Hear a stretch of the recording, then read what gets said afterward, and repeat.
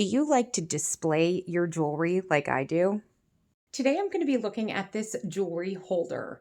In this video, I'm going to show you what comes in the box, put it together for you, and give you my honest opinion. The seller did send this to us in exchange for a video. However, all of the views and opinions in this video are my own.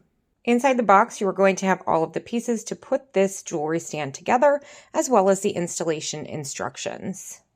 All you have to do is push the tall pieces through the holes and then bolt it down. When it's put together, it will look like this.